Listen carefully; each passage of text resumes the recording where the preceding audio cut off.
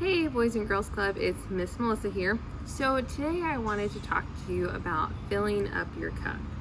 And I'm going to demonstrate what I'm talking about by the use of an actual cup. So whenever we talk about filling up your cup, I think about it as a way to make sure that we're filling up ourselves, filling up moments of our life with things that make us feel good, make us feel well, make us feel not stressed, and essentially helps us take on those really hard things in life.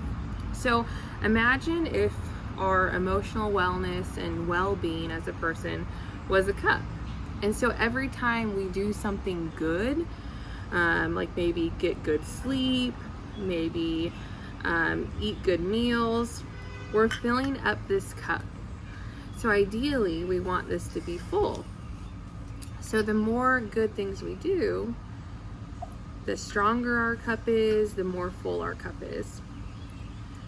So what happens, sometimes we just don't fill our cup up and then it's empty, and that's not good. But then sometimes things happen in life that kind of disturb our cup a little bit, and it might actually cause some of our water to spill out. So then we have to replenish that by more good things. Making sure we spend time with loved ones, making sure that we talk to people if we're not feeling good about something. Because what we don't want to do is have so many hard, difficult things happen in life that we essentially are going to be empty. We want to try to keep this as full as we can. So what I'm going to do here in just a moment through a writing activity is show you guys some different ways that we can fill up our cup, keep our cup full, keep it really strong, because then the fuller it is, even when those tough things come and hit us, there's less of likelihood that we're going to be running on empty. So this is what we want our cup to look like. We don't want it to look like that. Okay? So hang with me for a second and then we'll do this writing activity together. Okay, so this is my cup. You can also just draw your own cup, but I'm not that good of a drawer, so that's really Miss Floor's gig. So I just printed out a cup already. So what I'm gonna write on the cup itself are things that I do on a regular basis to keep my cup strong and to keep it filled. So some things that I do is get regular sleep.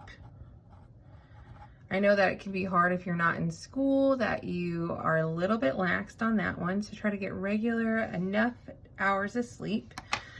Another thing I do is I exercise. So nothing crazy, but I do maybe lift some weights or go on walks or do yoga. You guys know I do lots of yoga. I also want to make sure that I eat well. I love junk food and ice cream like nobody's business, but I definitely have to make sure that I do other things like eat my fruit and vegetable and drink lots of water. Water helps me feel good too. I regularly check in with friends. So I talk with friends. Even though we can't see each other right now and I can't really hang out with them much, I still make sure to try to maybe FaceTime or Zoom with them on a regular basis. And let's see, what else? I would say that I spend time with family. So these are kind of the basic things that I do to make sure that I stay, a strong cup and a full cup. The last thing I would put on there is also mindfulness. So I try to have some sort of gratitude or just mindfulness practice on a regular basis.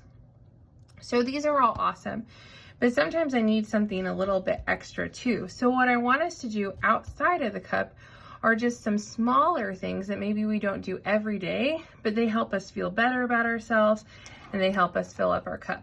So maybe more specific things. So one thing I might do is call my sister or my mom. And that always helps me feel better. I might watch a fun movie. with my husband. And that usually makes me feel a little bit better, especially if I had a hard week or a hard day. Another fun one I would say is to take pictures of my dogs. My dogs can make me feel happier instantly.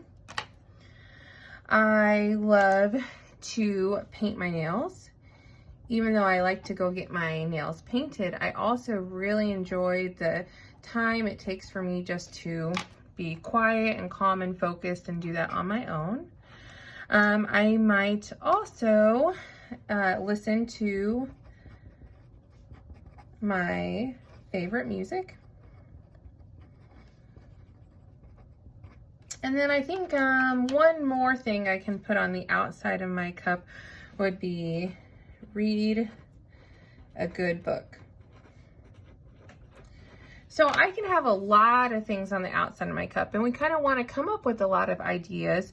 So even when these normal things that we're doing maybe need a little extra support, we have plenty of extra things to do on the outside.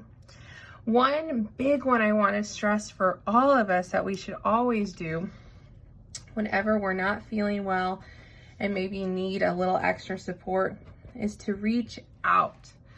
I've already noted that sometimes I call my sister or my mom, or maybe I hang out with my husband, and talking with my friends is a normal thing. But if you ever need additional support, you can reach out to a lot of adults in your life. And if you are unsure of what adult you can reach out to, know that you can always, always, always reach out to someone at the club. You can call us, you can ask to talk to Miss Melissa, you can ask to talk to any of the site directors, Miss Kara, Miss Floor, and we would always be more than happy to talk with you and see how we can help support you. All right, so I hope you guys also fill up your cup and think of some ways of how you're gonna fill up your cup. All right, Boys and Girls Club, I hope that you yourself go ahead and do a fill up your cup activity.